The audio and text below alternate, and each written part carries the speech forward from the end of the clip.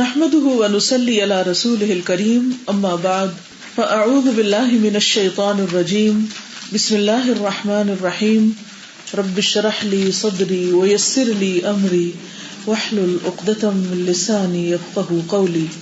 الحديث الثامن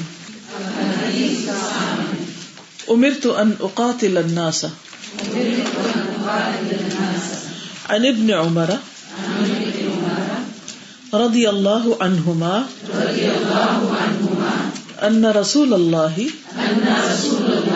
صلی اللہ علیہ وسلم قال امرت ان اقاتل الناس حتى يشهدوا ان لا الہ الا اللہ وَأَنَّ مُحَمَّدًا رسول اللہ وَيُقِيمُ الصَّلَاةَ وَيُؤْتُ الزَّكَاةَ فَإِذَا فَعَلُوا ذَلِكَ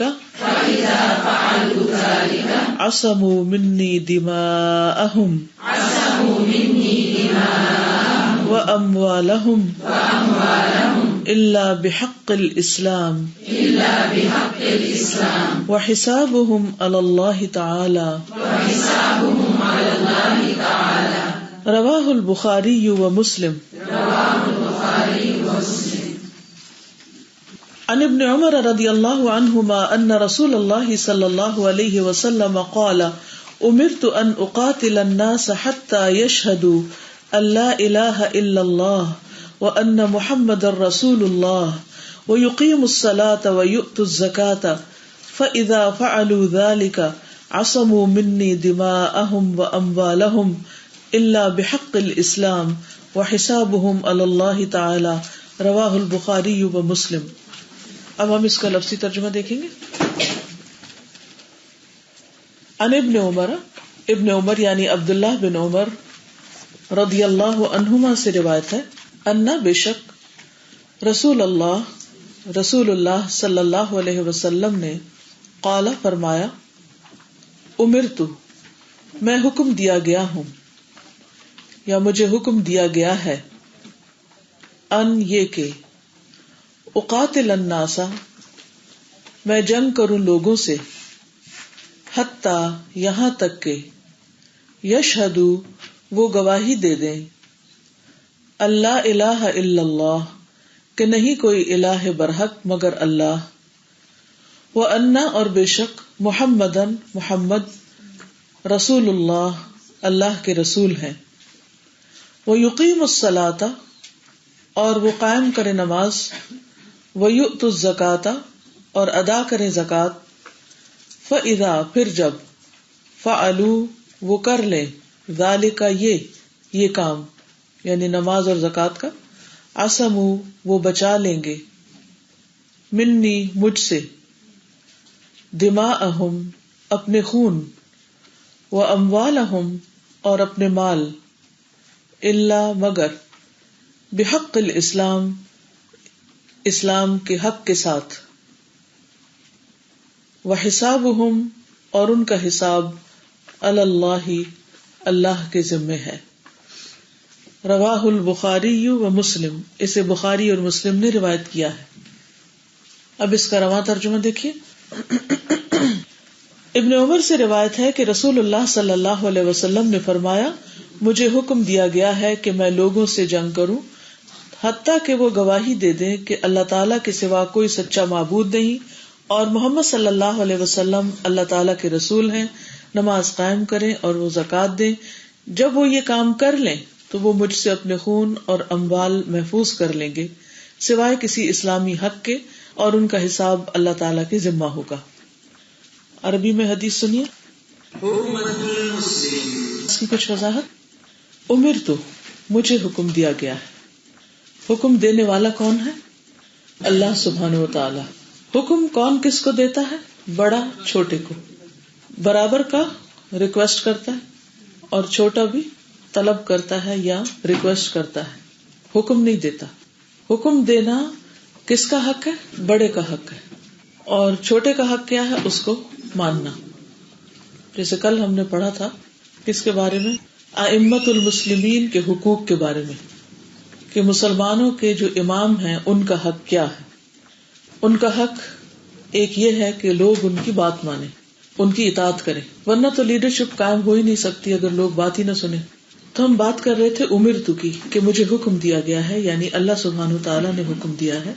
اور یہ عربی کا ایک عام انداز ہے کہ جس میں مجہول کا صیغہ استعمال کیا جاتا ہے، اس میں فاعل کا ذکر نہیں ہوتا کہ کس نے حکم دیا، لیکن یہ انڈرسٹوڈ ہے کہ حکم دینے والا یہاں اللہ سبحانہ وتعالیٰ ہے. مثلاً قرآن مجید میں ایک اور جگہ پر آتا ہے وَخُلِقَ الْإِنسَانُ ضَعِيفًا، اور انسان کمزور پیدا کیا گیا ہے. تو ہم سب جانتے ہیں کہ پیدا کرنے والا اللہ تعالیٰ ہے. اسی طرح ایک حدیث میں آتا ہے، ابن عباس سے روایت ہے، امر النبی صلی اللہ علیہ وسلم ان یسجد علی 7 اعضاء ولا یکف شعرا ولا ثوبا الجبہۃ والیدین والرکبتین والرجلین. ابن عباس سے روایت ہے کہ نبی صلی اللہ علیہ وسلم کو 7 اعضاء پر سجدہ کرنے کا حکم دیا گیا تھا، یعنی اللہ سبحانہ وتعالیٰ نے آپ کو حکم دیا تھا. بائی دا وے وہ کہیں قرآن میں لکھا ہوا؟ کہیں بھی نہیں لکھا ہوا. یہ وحی کے ذریعے آپ کو حکم ملا جس کو آپ نے بول کر بتایا اور کر کے دکھایا. اور وہ 7 اعضاء کیا ہیں؟ پیشانی ناک سمیت، اور دونوں ہاتھ، دونوں گھٹنے اور دونوں پاؤں. یعنی آپ اس طرح نہیں سجدہ کر سکتے کہ پاؤں اٹھے ہوئے زمین سے، یا یہ ہے کہ صرف انگلیاں ہوں، پورے ہاتھ ٹکانے ہوں گے لیکن کونیاں نہیں لگانی ہوگی، کیونکہ ہاتھ جو ہیں وہ ہاتھ ہی ہوتے ہیں. اور ساتھ ہی کیا فرمایا، اس طرح یعنی سجدہ اس طرح کروں کہ نہ بالوں کو آپ سمیٹیں، بال بھی نہیں سمیٹنے اس میں. بہت سے لوگ نماز پڑھ رہے ہیں اور کبھی بال پیچھے کرتے ہیں، کبھی دوپٹہ ٹھیک کرتے ہیں، اور کبھی کپڑے ٹھیک کرنے لگتے ہیں، کبھی قمیض کھینچنے لگتے ہیں، کبھی کچھ. یہ نماز کی خشوع خضوع اور نماز کے ادب کے خلاف ہے. نماز پڑھنے سے پہلے ہی ہر چیز اپنی ٹھیک ٹھاک کر لیں. تو سجدے کا طریقہ یہ بہت اہم ہے، کیونکہ سجدہ جو ہے یہ نماز کا ایک رکن ہے. اگر سجدہ صحیح ادا نہ ہو تو نماز ہی نہیں ہوتی. اور اسی طرح نماز کے اندر جو حرکت کثیر ہے وہ بھی منع ہے. یعنی نماز کے اندر غیر ضروری حرکتیں کرنا، بال سمیٹنا، کپڑے سمیٹنا. تو میں کہ اس طرح کہ نہ بالوں کو آپ سمیٹتے نہ کپڑے کو. تو جس طرح آپ کو یونیفارم پہنتے ہیں اور اس میں جہاں پن لگانی ہے، جہاں کچھ باندھنا ہے، کوئی ربن باندھنا ہے یا کوئی بھی چیز، تو وہ سب کچھ باندھ کے سیٹ فٹ کر کے پھر آپ کام پہ نکلتے ہیں. لیکن نماز سے پہلے ہم اس کا اہتمام کیوں نہیں کرتے جبکہ ہم اللہ رب العالمین کے حضور کھڑے ہو رہے ہوتے ہیں؟ تو اس میں نبی صلی اللہ علیہ وسلم کو حکم دیا گیا اور آپ نے اس حکم کی تعمیل کی اور پھر اس حکم پر عمل کر کے ہمیں دکھایا اور ہم سے کیا فرمایا، صلو کما رأیتمونی اصلی، نماز اس طرح ادا کرو جس طرح مجھے ادا کرتے ہوئے دیکھو. ٹھیک ہے. تو بہرحال اس میں بھی آپ دیکھ رہے ہیں کہ مجہول کا صیغہ استعمال ہوا ہے. تو امرتو، مجھے حکم دیا گیا، یعنی اس ارشاد کا حکم کس کے لیے ہے، کس کو حکم دیا گیا ہے یہ کہ وہ ایسا کرے؟ رسول اللہ صلی اللہ علیہ وسلم کو، کہ آپ کو ایسا کرنا ہے. یعنی آپ فرما رہے ہیں کہ میرے رب نے مجھے حکم دیا ہے. اور پھر جیسا میں نے پہلے بھی عرض کیا کہ حکم دینے والا اس سے بڑا ہوتا ہے جس کو حکم دیا جاتا ہے، اور حکم اس لیے دیا جاتا ہے کہ سننے والا اس کو غور سے سنے، جیسے کہا جا رہا ہے اس کے مطابق پھر ایکشن لے، کیونکہ حکم پر عمل کرنا ہوتا ہے. کس چیز کا حکم دیا گیا؟ ان اقاتل الناس، کہ میں قتال کروں لوگوں سے. اب یہاں ایک قتال کا لفظ آ رہا ہے، ایک ہوتا ہے قتل اور ایک ہوتا ہے قتال.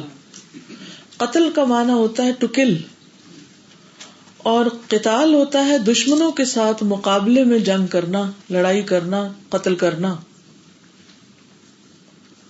اور الناس لوگ، تو حضور صلی اللہ علیہ وسلم کے زمانے میں جو لوگ تھے وہ کون تھے؟ مشرکین کی طرف اشارہ ہے یہاں کہ جن سے آپ کو قتال کا حکم دیا گیا تھا. اور یہاں اس کی شرائط بتا دی گئی کہ ان الناس میں کون لوگ آتے ہیں. یعنی الناس مخصوص لوگوں کی طرف اشارہ ہے. اس کا یہ مطلب نہیں کہ آپ کو یہ حکم دیا گیا کہ آپ جس سے چاہیں اٹھ کے جنگ چھیڑ دیں، نبی صلی اللہ علیہ وسلم کی زندگی کے پہلے 13 سال کہاں گزرے؟ مکہ میں. آپ کے اوپر ہر طرح کے ظلم و ستم کیے گئے، لیکن آپ کو صبر کا حکم دیا گیا اور آپ کے ساتھیوں کو بھی. اور جوابی حملے کی بھی اور جوابی کارروائی کی بھی اجازت نہیں تھی، حالانکہ وہ ان کا حق بنتا ہے ایک طرح سے، لیکن کہا گیا کہ نہیں، صبر کرو، کیونکہ آپ کا معاملہ ناسمجھ لوگوں کے ساتھ ہے. جب آپ مدینہ تشریف لے آئے تو کیا آپ مدینہ سے مکہ لڑنے کے لیے گئے تھے؟ جنگ بدر میں کون آئے تھے لڑنے؟ مشرکین خود آئے تھے. جنگ احد میں کون آیا تھا؟ مشرکین آئے تھے. خندق میں کون آیا تھا؟ جنگ عذاب جس کو کہا جاتا ہے. اس کے بعد آپ صلی اللہ علیہ وسلم فتح مکہ کے لیے جاتے ہیں. بتائیے کتنے لوگوں کو مار کے آتے ہیں. سوائے چند ایک وہ ایسے مجرم تھے کہ جن کو ختم کرنا ضروری تھا، ورنہ فتنہ فساد پھیلتا. کیونکہ اس حدیث کو بعض لوگ اسلام کے خلاف استعمال کرتے ہیں کہ دیکھیے آپ کا تو لکھا ہوا ہے کہ بس میں قتل کرتا جاؤں لوگوں کو جب تک کہ لوگ لا الہ الا اللہ نہ پڑھ لیں. اس کا مطلب یہ ہے کہ اگر کوئی لا الہ الا اللہ نہیں پڑھتا تو اس کو مار ڈالو. کیا اس کا یہ مطلب ہے؟ نہیں، یہ مطلب نہیں ہے. اور نہ ہی نبی صلی اللہ علیہ وسلم نے ایسا کیا کہ جس کو دیکھا اس گلا اتار دیا، اور نہ صحابہ کرام نے ایسا کیا. بلکہ اگر کسی موقع پر غلطی سے بھی ایسا کیا کہ کسی نے لا الہ الا اللہ پڑھا اور اس کو مار دیا گیا تو نبی صلی اللہ علیہ وسلم سخت ناراض ہوئے. تو قتل کی بھی شرائط ہوتی ہے، یعنی کسی شخص کو کسی کی جان لینے کا حق نہیں مگر کچھ شرائط کے ساتھ. ان کا ذکر بعد میں آئے گا. اسی طرح جنگ کی بھی کچھ شرائط ہیں. ایسا نہیں کہ جب ایک کو کچھ طاقت ملے، اقتدار ملے تو وہ دوسروں کو مارنا شروع کر دے اور ختم کرنا شروع کر دے، یا زور زبردستی سے اس کو اسلام کی طرف بلائے. یہ معنی نہیں ہے اس کا. اور پھر یہ ہے کہ قتال جو ہوتا ہے وہ مقابلے میں ہوتا ہے اور اس کی بھی کچھ شرائط ہوتی ہیں. اور بنیادی طور پر یہاں مراد ہے اصلاح کی غرض سے مقاتلہ. ٹھیک ہے، اصلاح کی غرض سے. اب کس سے قتال نہیں کیا جا سکتا وہ بھی یہاں بتا دیا گیا. اس حدیث سے ہمیں پتہ چلتا ہے کہ کس سے قتال نہیں کیا جائے گا یا کس کو قتل نہیں کیا جائے گا. حتی یشہدوا اللہ الہ الا اللہ، لا الہ الا اللہ پڑھنے والے کو قتل نہیں کیا جا سکتا جو شہادتین کا اقرار کرے، وَأَنَّ مُحَمَّدَ الرَّسُولُ اللَّهِ، اور نماز قائم کرے، وَيُقِيمُ الصَّلَاةَ، اور وَيُؤْتُ الزَّكَاةَ، اور وہ زکوٰۃ ادا کرے. یعنی ادا کرے کس کو؟ مستحقین کو زکوٰۃ دے. ٹھیک ہے. پھر اگر وہ ایسا کر لیں تو اس سے ان کے جان و مال محفوظ ہو جائیں گے. تو اس کا مطلب یہ ہے کہ اگر کوئی شخص دائرہ اسلام میں داخل ہو جاتا ہے تو اس کی جان اور مال محفوظ ہو جاتا ہے. دوسرے مسلمانوں پر اس کا خون حرام ہوتا ہے بغیر کسی وجہ کے، اور وہ وجہ بھی بتا دی گئی کہ کون کون سی وجوہات کی بنا پر جان لی جا سکتی. ادروائز جان محترم چیز ہے. پچھلی حدیث میں خیرخواہی کی بات کی گئی، یہاں پر بوقت ضرورت اگر جنگ کی نوبت آتی ہے یا قتل کی نوبت آتی ہے تو اس کی شرائط بتا دی گئی. اور پھر ساتھ ہی کیا فرمایا؟ فَإِذَا فَعَلُوا ذَلِكَ عَصَمُوا مِنِّي دِمَاءَهُمْ وَأَمْوَالَهُمْ إِلَّا بِحَقِّ الْإِسْلَامِ، مگر اسلام کے حق کے ساتھ. یعنی یہ ایکسیپشنل چیز ہوگی کہ اپنی جانوں اور مالوں کے بچا لینے کے بعد ان پر واجب ہے کہ وہ دین کے مطالبات کو پورا کریں، اور اگر وہ نہیں کریں گے تو پھر ان کی جان یا مال کا حساب ہوگا. مثلا وہ کون سا ہے حق جو دیا گیا ہے؟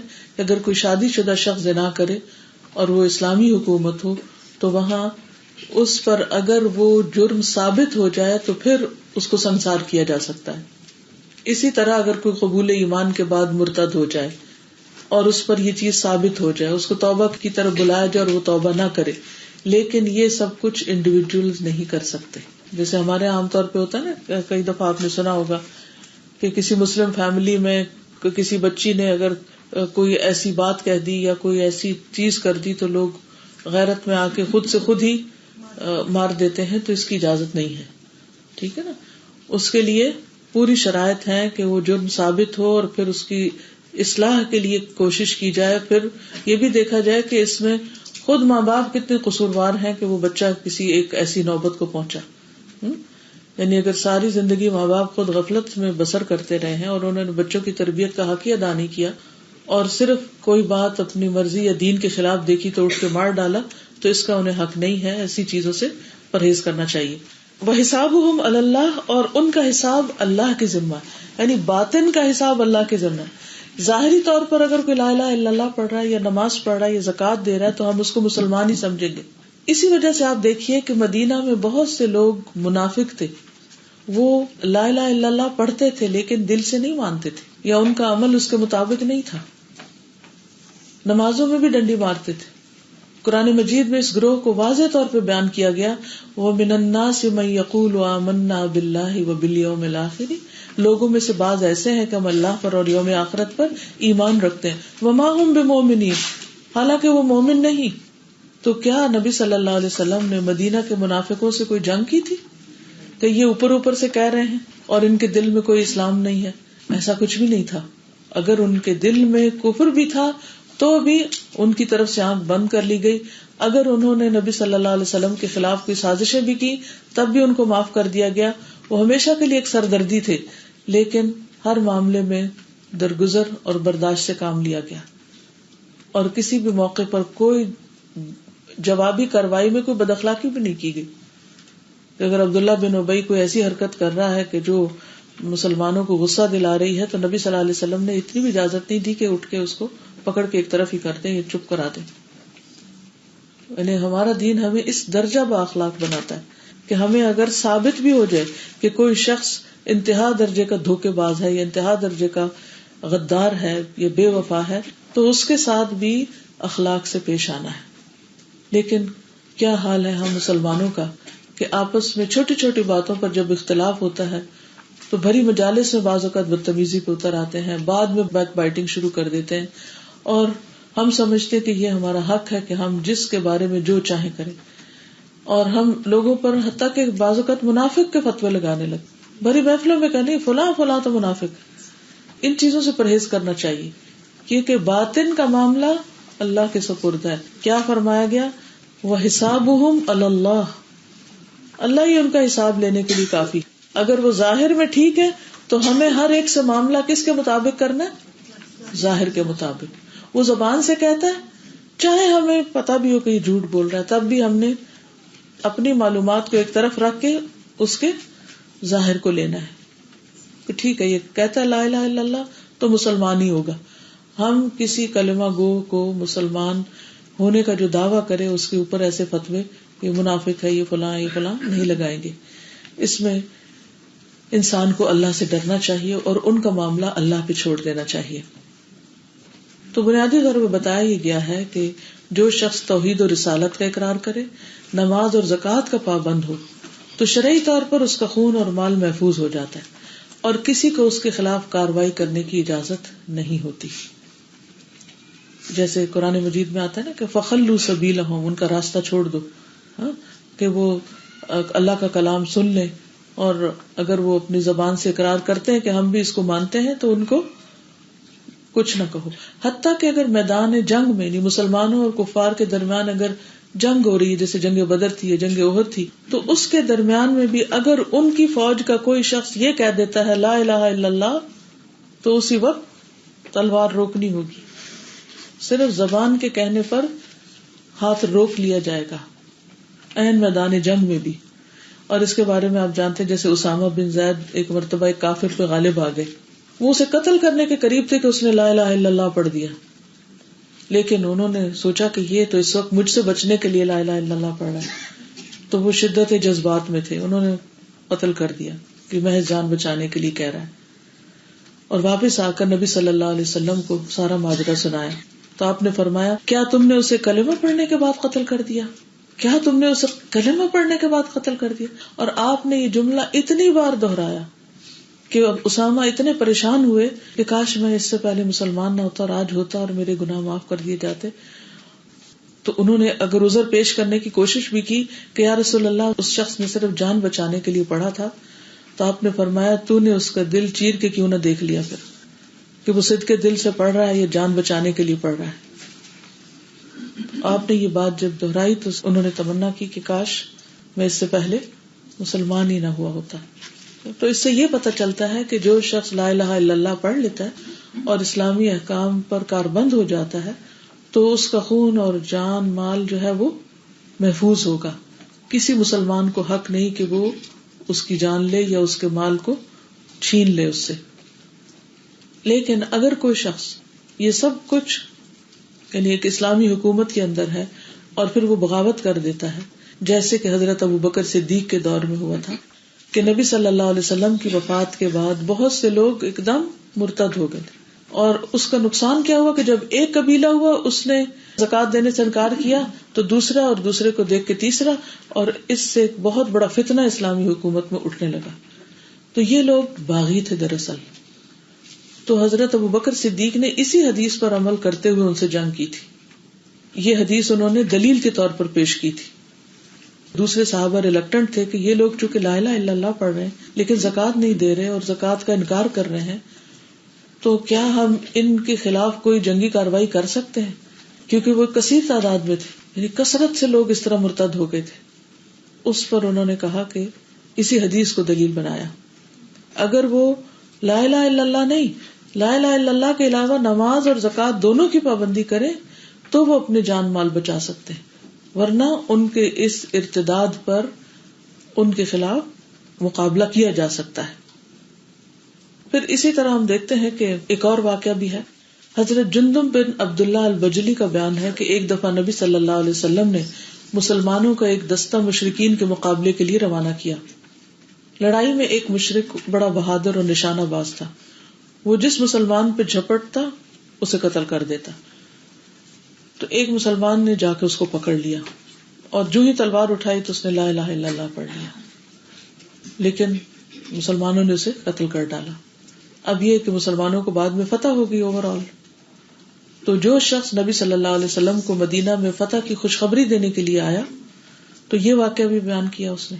آپ نے قاتل کو بلایا اور اس سے پوچھا کہ تم نے ایسا کیوں کیا، اور اس سے سخت ناراض ہوئے. تو پوچھا کہ تم نے اس کو لا الہ الا اللہ پڑھنے کے باوجود قتل کر دیا. تو انہوں نے کہا کہ یا رسول اللہ صلی اللہ علیہ وسلم، مجھ سے غلطی ہوئی ہے، آپ میری بخشش کی دعا فرمائیے. لیکن آپ بار بار یہی کلمہ دہراتے رہے کہ تم قیامت کے دن کیا کرو گے، تمہارا کیا بنے گا کہ تم نے ایک کلمہ گو کو قتل کر دیا. بار بار یہ فرماتے تھے تم قیامت کے دن کیا کرو گے، کیا تم نے ایک کلمہ گو کو قتل کر دیا، تمہارا کیا بنے گا. یعنی مسلمان کی جان کی اتنی زیادہ حرمت ہے، لیکن افسوس یہ کہ جہالت کی وجہ سے آج مسلمان ہی مسلمان کا گلا کاٹ رہا ہے، اور اس بات سے بالکل بے ڈر ہیں، بالکل بے خوف ہو گئے ہیں اس بات سے کہ کوئی ان کو پوچھنے والا ہے یا ان کا کوئی حساب لینے والا ہے. چھوٹی چھوٹی باتوں پر ایک دوسرے کے خلاف ہاتھ اٹھا لیتے ہیں، چھوٹی چھوٹی باتوں پہ غصہ آ جاتا ہے تو گھروں کے اندر ایسے کام ہو جاتے ہیں. تو نبی صلی اللہ علیہ وسلم نے فرمایا جو شخص ہماری طرح نماز پڑھے، ہمارے قبلے کی طرف رخ کرے، ہمارا ذبیحہ کھائے، وہ مسلمان ہے، اسے اللہ تعالیٰ اور اس کے رسول کی پناہ حاصل ہے، لہٰذا اللہ تعالیٰ کی پناہ کے خلاف ورزی نہ کرو.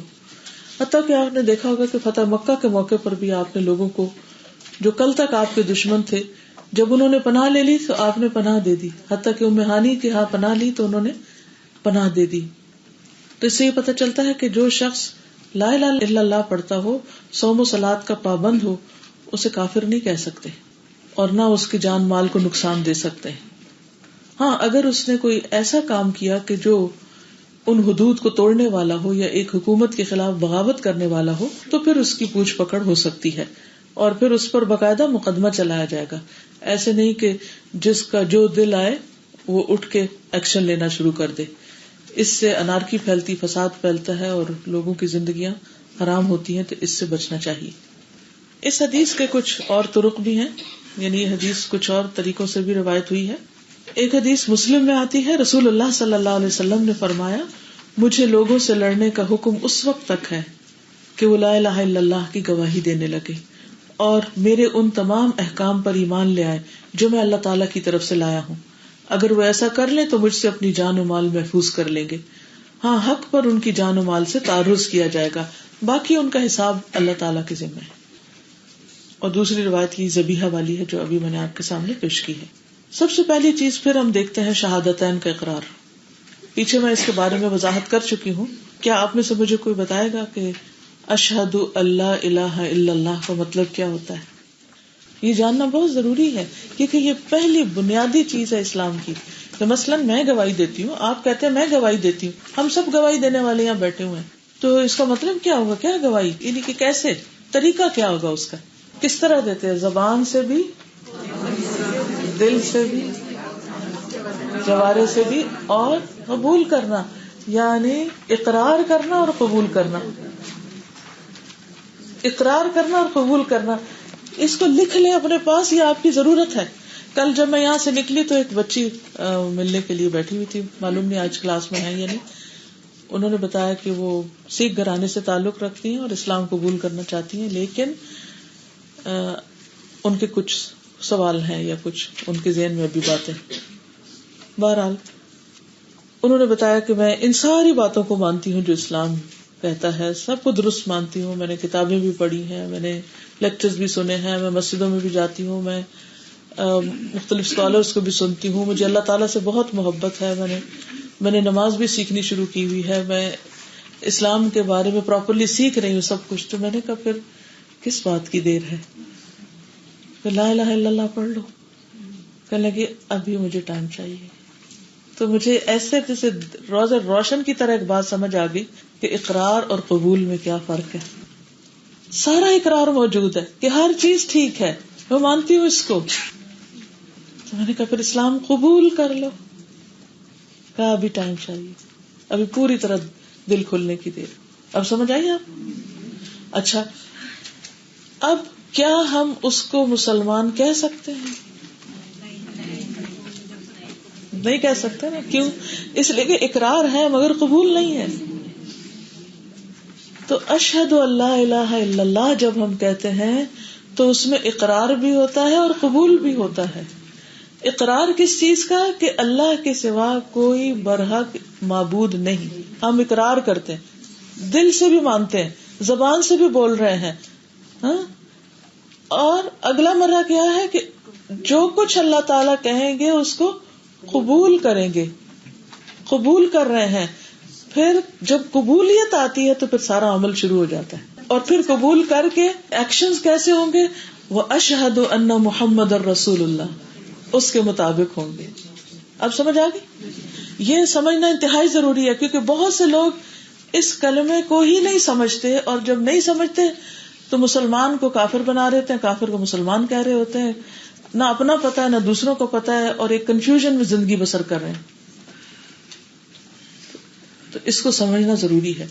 اور جیسے آپ فرما رہی نا کہ ابو طالب جو تھے وہ اقرار کرتے تھے, لیکن جب آپ صلی اللہ علیہ وسلم نے آخری وقت میں بھی ان کے سامنے پھر یہ کلمہ رکھا تو انہوں نے قبول نہیں کیا. تو اقرار بھی اور قبول بھی, زبان سے اقرار, دل سے یقین, اور پھر عمل سے اسے عملی طور پہ قبول کر لینا, اور پھر قبول کرنے کے بعد کہنا کہ وَأَشْهَدُ أَنَّ مُحَمَّدًا رَسُولُ اللَّهِ, کہ محمد صلی اللہ علیہ وسلم اللہ کے رسول ہیں, ان کے ذریعے یہ پیغام مجھ تک پہنچا ہے, اور جو اب وہ مجھے کرنے کے لیے کہیں گے میں اس کو مانوں گی. تب دین مکمل ہوتا ہے. یہ ہے شہادتین. اور کس بات کا اقرار؟ کہ اللہ کے سوا کوئی معبود برحق نہیں, اسی کی عبادت حق ہے, اور اس کے سوا سب کی عبادت باطل ہے, کسی اور کی عبادت نہیں کرنی. ٹھیک, یعنی اس بات کا اقرار کہ اس کے سوا کسی اور کی عبادت نہیں. اگر کوئی اللہ کی عبادت بھی کرے اور دوسروں کے در پہ بھی جا کے سجدہ کرے تو اس کا ایمان ناقص ہے, وہ شرک کر رہا ہے. مثلاً کوئی اللہ کو سجدہ کرتا ہے اور کسی قبر کو بھی سجدہ کرتا ہے, تو کیا یہ درست ہے؟ کوئی اللہ سے بھی دعا مانگتا ہے اور مردوں سے بھی دعا مانگ رہا ہے, یا بزرگوں سے دعا مانگ رہا ہے, تو کیا یہ توحید پر ہے ایسا شخص؟ یہ کہنا ضروری ہے کہ اللہ ہی برحق ہے اور اس کے سوا سب باطل. لا الہ, ایک آغاز ہی کہاں سے ہو رہا ہے؟ لا الہ الا اللہ, ان اعبدوا اللہ واجتنبوا الطاغوت. دو چیزیں آتی ہیں, ایک اس بات اور ایک نفی. اس بات کا اقرار کہ اللہ کی عبادت کرنی ہے, اور اس بات کا انکار کہ اللہ کے سوا کسی کی بھی نہیں کرنی. یہ دو چیزیں بھی ضروری ہیں اس میں. اب یاد رہے گا یعنی صرف یہ کافی نہیں کہ میں اللہ کی عبادت کرتی، یہ کہنا بھی ضروری ہے کہ میں اللہ کے سوا کسی کی عبادت نہیں کرتی، کسی کی بھی نہیں کروں گی. وَمَن يَكْفُرْ بِالطَّاغُوتِ وَيُؤْمِن بِاللَّهِ فَقَدِ اسْتَمْسَكَ بِالْعُرْوَةِ الْوُثْقَىٰ لَا انفصام لَهَا. جو طاغوت کا انکار کرے، لا الہ کہے اور یؤمن باللہ اللہ پر ایمان لائے. تو پہلے سب کو مائنس کرنا ہوگا، اپنے دل کو ہر ایک کی محبت اور ہر ایک کی اس سے عقیدت سے خالی کرنا ہوگا، اور پھر اللہ سبحانہ وتعالیٰ کو ہر چیز سے اوپر رکھنا ہے اور کہنا کہ میں صرف اس کی عبادت کرتی ہوں. یہ ہے خالص کلمہ توحید اور یہ ہے اللہ کی عبادت. اور پھر وَأَشْهَدُ أَنَّ مُحَمَّدًا رَّسُولُ اللَّهِ، اور میں گواہی دیتی ہوں کہ محمد صلی اللہ علیہ وسلم اللہ کے رسول ہیں. اور محمد کون ہے؟ عبداللہ کے بیٹے، محمد بن عبداللہ. یہاں نام ظاہر کیا گیا ہے کہ کوئی کنفیوژن نہ رہے. یہ نہیں کہا وَأَنِّي رسول اللہ کہ میں رسول ہوں اللہ کا. ٹھیک، تو آپ یہ بھی کہہ سکتے تھے نا کہ وَأَنِّي رسول اللہ، لوگوں کو یہ بتا سکتے تھے نا کہ لوگوں کو لا الہ الا اللہ وَأَنِّي رسول اللہ کہ میں اللہ کا رسول. یہ نہیں کہا، آپ نے اپنا نام خود لے کے تاکید سے کلیئرٹی کے ساتھ بتا دیا کہ محمد کو رسول مانو، کسی مسلمہ کذاب کو یا کسی اور کو نہیں. محمد الرسول اللہ. اس میں پھر محمد صلی اللہ علیہ وسلم کے علاوہ باقی آپ کے بعد آنے والے سب آؤٹ ہو جاتے ہیں. آپ کے بعد کوئی بھی رسول نہیں، کوئی نبی نہیں. ٹھیک ہے، تب انسان کی شہادتین مکمل ہوتی ہے کیونکہ وہ ہمارے لیے اسوہ حسنہ ہے. اور پھر آپ دیکھیے کہ جو شخص زبان سے یہ کہہ دے، یعنی زبان سے اقرار بھی کر لے، قبول بھی کر لے کہ ہاں ہاں ٹھیک ہے قبول ہے مجھے، میں اب اپنا اسلام ڈکلیئر کرتا ہوں، تو اس کے بعد اس کے جو دل کا معاملہ ہے وہ کس پر ہے؟ اس کے ہم ذمہ دار ہیں؟ نہیں. اگر آپ کسی مجلس میں بیٹھے ہوئے ہیں اور کسی کا ذکر چھڑ جائے اور کوئی کہے فلاں تو منافق ہے، کیا آپ اس کو اپروو کریں گے؟ کیا آپ بھی ہاں میں ہاں ملا ہاں بالکل منافق ہے؟ ہرگز نہیں. لوگوں کے دلوں میں کیا ہے صرف اللہ جانتا ہے. بعض لوگ کہتے ہیں نہیں لوگوں کا عمل بھی ایسا ہے، وہ جھوٹ بولتے ہیں، وہ ایسا کرتے ہیں. بھئی وہ جو کچھ بھی کرتے ہیں وہ ان کے ساتھ ہے. ہمیں مفتی بنا کے نہیں پیدا کیا گیا کہ ہم فتوے دینے لگے کہ یہ کافر ہے اور وہ کافر ہے اور یہ منافق ہے اور یہ فلاں ہے. ہمارے سامنے اگر کوئی شخص اس بات کا اقرار کرتا ہے اشہد ان لا الہ الا اللہ اور اسے قبول کرتا ہے اور اشہد ان محمد الرسول اللہ کہتا ہے، تو ہمارے لیے اس کی جان مال حرام ہے. عزت کسی چیز پہ ہمیں حق نہیں کہ کچھ کہیں. یہ پہلا اور بنیادی اخلاق ہے جو اسلام سکھاتا ہے. اس سلسلے میں ایک روایت ہے، اتبان بن مالک رضی اللہ عنہ کہتے ہیں کہ میری آنکھوں میں کچھ خرابی ہو گئی، تو اس لیے میں نے حضور صلی اللہ علیہ وسلم کی خدمت میں پیغام بھیجا کہ میری یہ خواہش ہے کہ آپ میرے گھر تشریف لا کر نماز پڑھیں تاکہ میں اس جگہ کو اپنے نماز پڑھنے کے لیے مخصوص کر لوں، کیونکہ وہ آنکھوں کی خرابی کی وجہ سے پہنچ نہیں پاتے تھے مسجد، کیونکہ میں مسجد میں حاضری سے معذور ہوں. تو آپ اپنے ساتھیوں کے ساتھ تشریف لائے، گھر میں داخل ہوئے، نماز پڑھائی، اور یہ نفل نماز تھی اور جماعت سے پڑھائی تھی آپ نے. ٹھیک ہے. کچھ صحابہ جو تھے وہ گفتگو میں مشغول تھے. اب باتیں ہو رہی تھی تو اتنے میں مالک بن دخشم کا ذکر آیا. یعنی ایسے ہوتا ہے نا جب سوشلائز کر رہے تھے بیٹھ کے باتیں، سوشل گیدرنگ ہوتی ہے تو کبھی کسی کا ذکر چھڑ جاتا ہے، اچھا فلاں کہاں ہے، وہ نظر نہیں آ رہا، وہ خیریت ہے، وہ کدھر ہے. تو ایک شخص کا ذکر آیا تو کچھ لوگوں نے اس کو مغرور اور متکبر کہا کہ وہ آپ صلی اللہ علیہ وسلم کی تشریف آوری کی خبر سن کے بھی آپ سے ملنے نہیں آیا. ہوتا نا کہ کہیں پر کوئی بڑا آدمی آئے تو پھر سارے لوگ اہتمام کرتے ہیں. مثلاً پاکستان سے آپ کا کوئی رشتے دار آتا ہے تو آپ کی دوستیں، رشتے دار، عزیز اقارب کیا کرتے ہیں؟ آ کے ایک آنر دینے کے لیے آتے ہیں نا، ملتے ہیں آ کر. تو اسی طرح نبی صلی اللہ علیہ وسلم اس خاص علاقے میں تشریف لے گئے تھے، تو جو بھی آس پاس کے لوگ تھے جس نے سنا سارے آ گئے. وہ نہیں آیا. تو اب وہ نہیں آیا تو لوگوں نے کیا کہا، یہ تو بڑا مغرور ہے، بڑا متکبر ہے، وہ ملنے نہیں آیا، لگتا ہے منافق ہے. خود ہی فتویٰ دے دیا، اس لیے نہیں آیا. صحابہ نے کہا ہم دل سے چاہتے تھے کہ آپ اس کے لیے بد دعا کر دیں. وہ کیوں نہیں آئے؟ کیونکہ ان کو حضور صلی اللہ علیہ وسلم سے محبت تھی نا، عقیدت تھی. تو جب انہوں نے دیکھا کہ وہ شخص نہیں آیا تو انہیں غصہ آیا کہ کیوں نہیں آیا. تو وہ کہتے ہیں ہم نے چاہا کہ آپ بد دعا کریں اور ہلاک ہو جائے یا کسی مصیبت میں پڑ جائے. یعنی غصے میں انسان بعض اوقات اپنی اولاد کے لیے بھی ایسی باتیں سوچنے لگتا ہے. تو اس لیے یہ نہ سوچیں، صحابہ بھی انسان تھے اور ان کا وہ غصہ اپنی ذات کے لیے نہیں تھا، وہ نبی صلی اللہ علیہ وسلم کی محبت میں یہ سب کہہ رہے تھے. لیکن آپ صلی اللہ علیہ وسلم نماز سے فارغ ہوئے تو فرمایا، کیا وہ اللہ تعالیٰ کی معبودیت اور میری رسالت کی گواہی نہیں دیتا؟ یعنی مالک جس کی باتیں تم کر رہے ہو کیا وہ شہادتین نہیں پڑھتا؟ صحابہ نے عرض کیا، زبان سے تو وہ اس کا قائل ہے مگر اس کے دل میں یہ بات نہیں.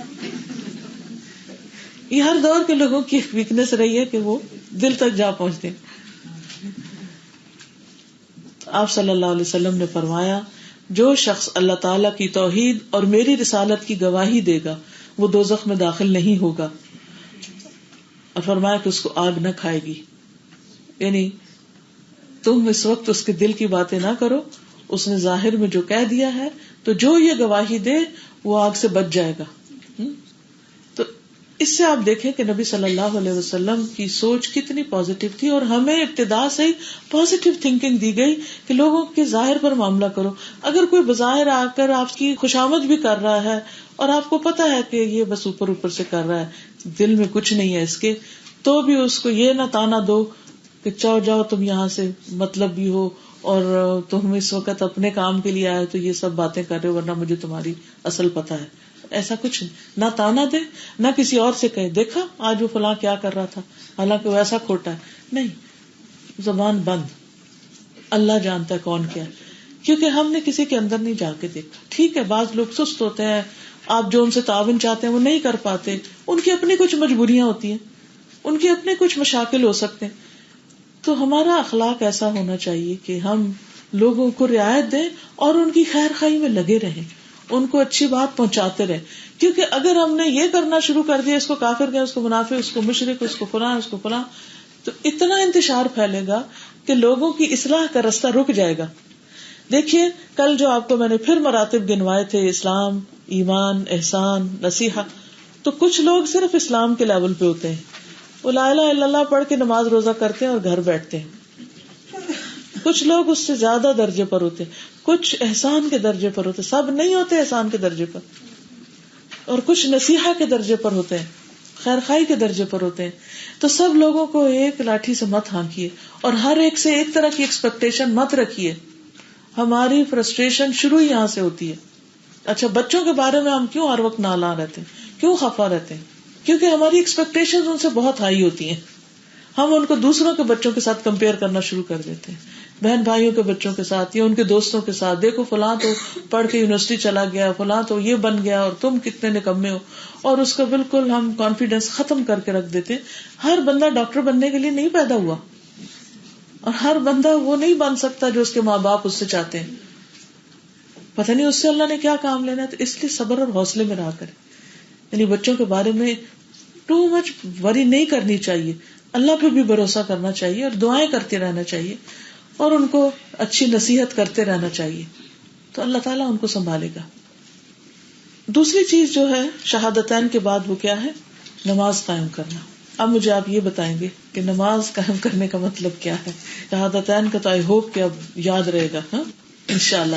نماز قائم کرنے کا مطلب کیا ہے آپ بتائیے جی. اس کے ارکان، واجبات، شرائط، مکملات، ان سب کے ساتھ اس کو ادا کرنا. آپ میں سے کوئی بتائے گا کہ وہ ہیں کیا؟ مثلاً کیا ہے شرائط، کیا ہے نماز کے صحیح ہے؟ کیا بتائیے. جسم کا پاک ہونا، کپڑوں کا پاک ہونا، جگہ کا پاک ہونا، شابش، قبلہ کی طرف رخ کرنا، وہ پاک ہونے میں آگے، وقت کے اندر ادا کرنا، یہ اس کی شرائط ہے.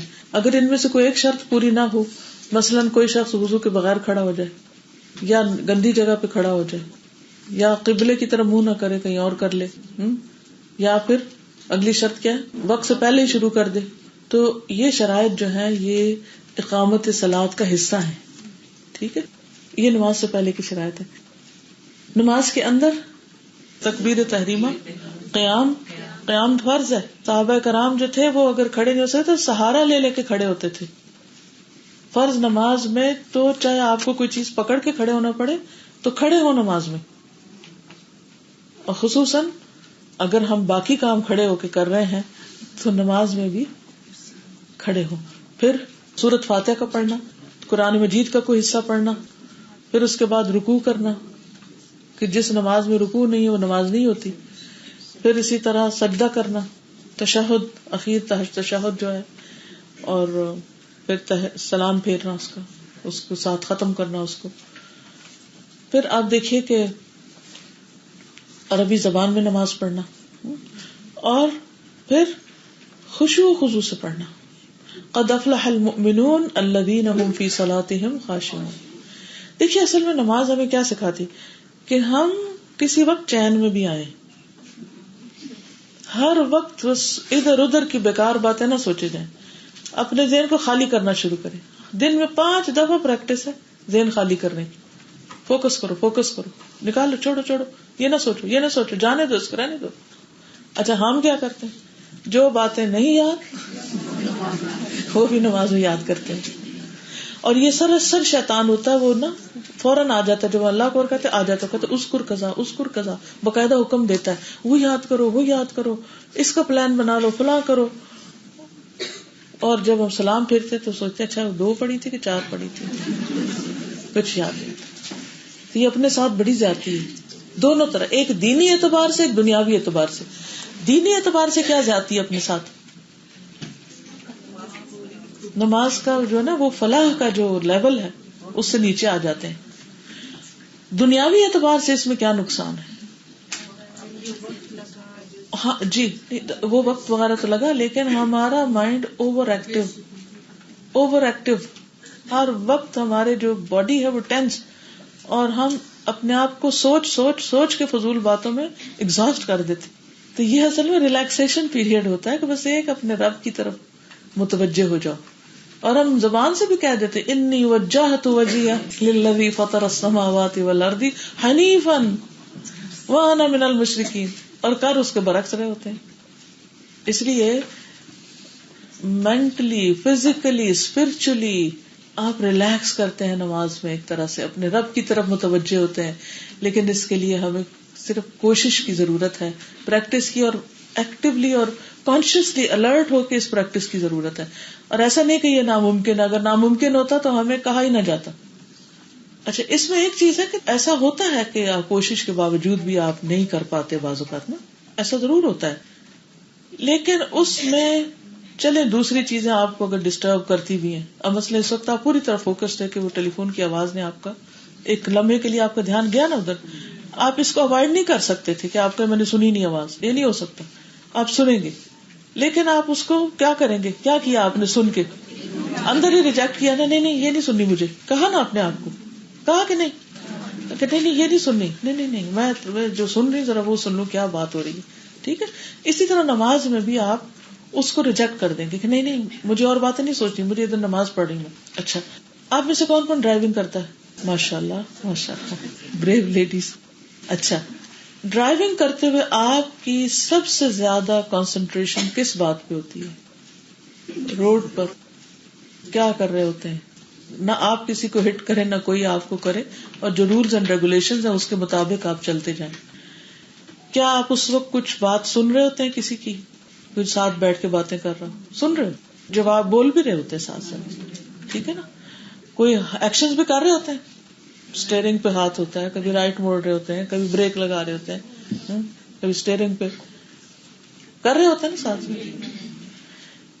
یہ سب کچھ چل رہا ہے. نماز میں بھی ہم ایکشنز بھی کر رہے ہیں، ہاتھ ہل رہے ہیں، رکوع میں جا رہے ہیں، اٹھ رہے ہیں، بیٹھ رہے ہیں. ٹھیک ہے. کوئی گھر میں ادھر ادھر بول رہا ہے، وہ بھی کان میں آواز آ جاتی ہے.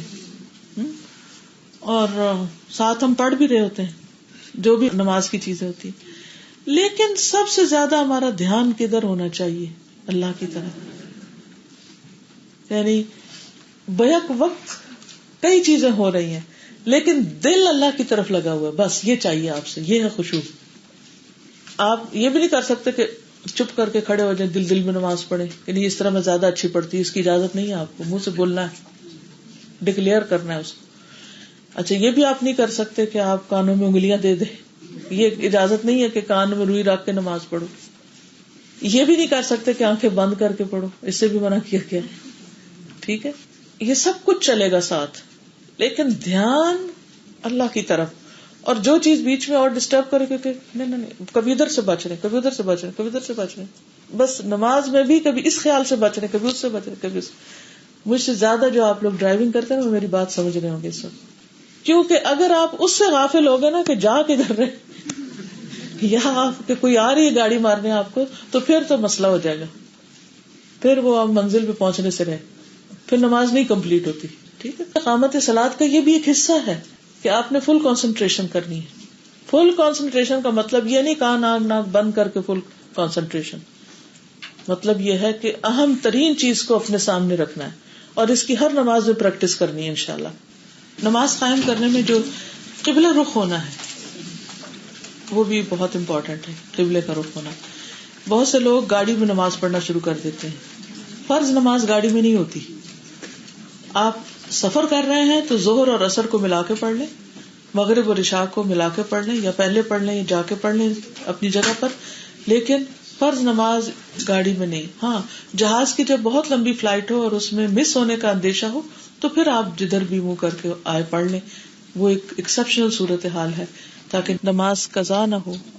فرمائی جو جمع کی ہوئی نماز ہے دوبارہ نہیں ریپیٹ کرنی پڑے گی, وہ نماز ہو جاتی ہے. جی, یہ رخصت ہے اللہ کی طرف سے. تھوڑا بہت فرق آ جائے تو کوئی نہیں, وہ ایک وسعت ہے اس میں, لیکن رخ وہی ہونا. اسی لیے شطر المسجد الحرام کا لفظ آیا, شطر جانب یعنی وہ سائڈ. جی گیس کر کے پڑھ سکتے ہیں. جی ویسے تو کمپس ہونا چاہیے پاس. ٹھیک ہے, اسی طرح یہ ہے کہ نمازیوں کو مارنے کی اجازت نہیں ہے. اگر کوئی نماز پڑھ رہا تو اس کو مارا نہیں جا سکتا. ابو امامہ کہتے کہ رسول اللہ صلی اللہ علیہ وسلم خیبر سے آئے تو آپ کے پاس 2 غلام تھے. حضرت علی نے کہا اے اللہ کے رسول صلی اللہ علیہ وسلم, ہمیں بھی ایک غلام دے دیں. آپ نے فرمایا جو چاہتے ہو لے لو. انہوں نے کہا آپ میرے لیے پسند کریں. آپ نے فرمایا یہ لے لو, اور اس کو مارنا نہیں, کیونکہ میں نے خیبر سے واپس آتے ہوئے اسے نماز پڑھتے ہوئے دیکھا ہے, اور مجھے نمازیوں کو مارنے سے منع کیا گیا ہے. یعنی جو شخص نماز پڑھتا ہو تو اس کی پٹائی نہیں کی جا سکتی, لیکن اگر بچے نماز نہ پڑھے تو پٹائی کی اجازت ہے 10 سال کی عمر میں. اگر آپ اس کو وقت کے ساتھ ساتھ کہتے رہیں گے, سکھاتے رہیں گے, ساتھ کھڑا کرتے رہیں گے تو انشاءاللہ نوبت نہیں آئے گی. لیکن یہ نماز جو ہے یہ بچانے والی ہے, دنیا کی مار سے بھی اور آخرت کی مار سے بھی. اور جو نماز نہیں پڑھتے اگر دنیا میں وہ بچ بھی گئے, وہ ڈاج دے بھی گئے دوسروں کو, قبر میں تو پکڑے جائیں گے. اور قبر میں ایک ایک نماز کے اوپر جو گرز پڑیں گے اور جو مار پڑے گی وہ پھر کوئی بچانے والا آئے گا نہیں. ٹھیک, جی فرمائیں. اس میں آپ دیکھیے کہ مارنے کی بھی جو بات ہوتی ہے نا اسلام میں, وہ نہیں ہوتا کہ مار مار کے بحال کر دو.